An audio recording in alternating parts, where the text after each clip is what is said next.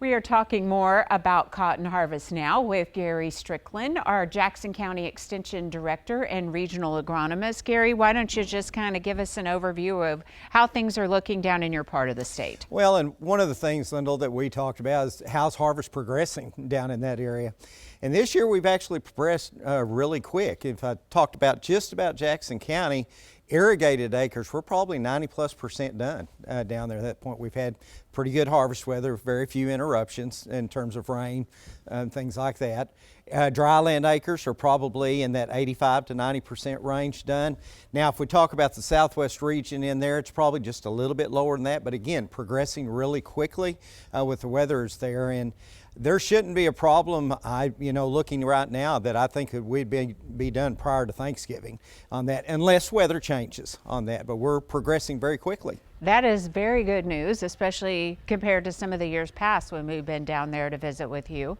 Let's talk about yields. How are those looking overall? You know, I think we're going to have at least an average, maybe slightly above average yields this year. From what I've heard from producers, we've had a couple of 4 bales, which are the exceptional yields down there. But I'm hearing lots of 2.75 up to about 3.5 bales per acre on that. So again, I think we're going to do a little above average down there. It's going to be a good crop, though. That is very good news, and I'm sure there's some added energy and optimism when you factor in the current prices as well. Oh, well, sure. As a cotton farmer, you're definitely encouraged with the prices that are out there right now. And if you can get those yields up there where they're looking at with those prices, that means their cost of their returns are going to be better for them. Now, normally we're out in the field with you in southwest Oklahoma, down in Jackson County, but today you're up in Stillwater, so we use this opportunity to visit with you.